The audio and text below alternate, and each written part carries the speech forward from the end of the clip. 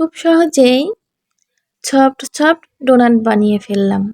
Hello everyone, আসসালামু আলাইকুম। আশা করি সবাই ভালো আছেন। আমিও আলহামদুলিল্লাহ ভালো আছি। আজকে আমি আপনাদের সাথে ডোনাট রেসিপি শেয়ার করতে চলে আসলাম। আশা করি ভালো লাগবে। আমি এখানে 2 কাপ পরিমাণ ময়দা নিয়েছি। তার মাঝে হাফ চা চামচ লবণ নিয়ে নিলাম। নিয়ে একটু ভালোভাবে মিশিয়ে নেব।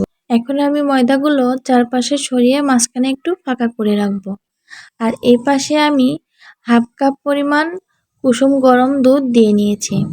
আর নিয়ে নিচ্ছি 2 চা চামচ ইস্টটা আমি দিয়ে নিলাম। এখন দুধটা ভালোভাবে একটু নাড়াচাড়া করে মিশিয়ে নেব, যাতে ইস্টটা একটু ভালোভাবে মিশে যায় দুধের সাথে। তো আমার এখানে মিশানো হয়ে গিয়েছে। আর এখানে আমি একটা ডিম দিয়ে দিচ্ছি। দিয়ে ডিমটা দুধটা ভালোভাবে মিশিয়ে নিব। দিয়ে এখানে আমি 4 চা চামচ চিনি ইউজ করব। তো আমি চিনিগুলো এই যে একে একে দিয়ে নিচ্ছি।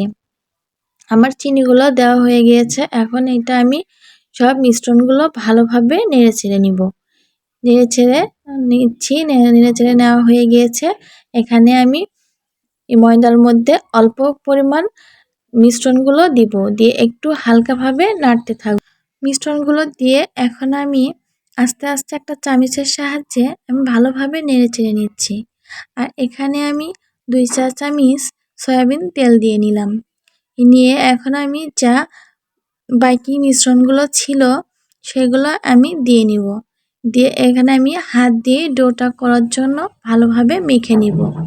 আর এই ডোটা হাত দিয়ে ছাড়া হবে না, তাই আমি হাত দিয়ে মেখে নিচ্ছি। আর আমার এখানে মাখানো হয়ে গিয়েছে।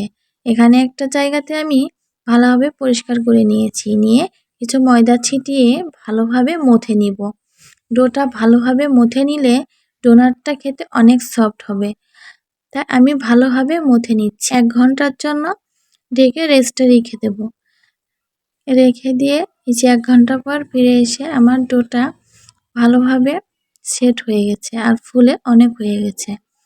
আর তারপরে আমি একটা ঢাকনার সাহায্যে এই যে আমি ডোটা শেপ করে নিচ্ছি। এই যে আমার ডোটা শেপ করে নেওয়া হয়ে গিয়েছে। তারপরে আমি এভাবে মাঝখানে শেপটাও করে নিলাম। এই যে আমার মাঝখানে শেপ করা হয়ে গিয়েছে। আমি মাঝখানে ময়দাটুকু উঠিয়ে নিচ্ছি। নিয়ে আমি এভাবে একে একে সব ডোনাটগুলো বানিয়ে ফেললাম। এই যে আমার এখানে ডোনাটগুলো বানানো হয়ে গিয়েছে। এখন আমি পাশে চুলায় আমি একটা প্যান বসিয়ে তেল গরম করে নিই। তেলটা বেশি গরম করা যাবে না। আমি হালকা আছে তেলটা হালকাভাবে গরম করে নিয়েছি। এই যে আমি ডোনাটগুলো একে একে দিয়ে নিচ্ছি।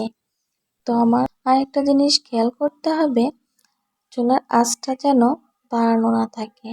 হালকা হিটে আমি ডোনাটগুলো ভেজে নিব, নাই ডোনাটগুলো পুড়ে যাবে আর ভিতরে কাঁচা থেকে যাবে। তাই আমি হালকা আছে ডোনাটগুলো ভেজে নিচ্ছি।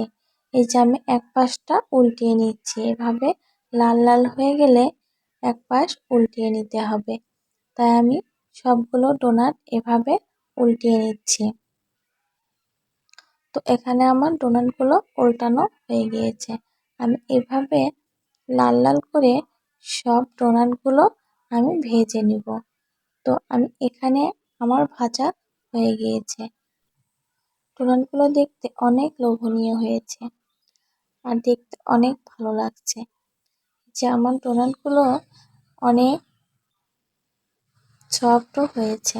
আপনারা চাইলে আপনাদের বাচ্চাদেরকে এভাবে বানিয়ে দিতে পারেন। আর আমার ভিডিওটি যদি কোনো অংশে ভালো লেগে থাকে, লাইক কমেন্ট শেয়ার করে পাশে থাকবেন আর সাবস্ক্রাইব করে দিবেন। আল্লাহ হাফেজ।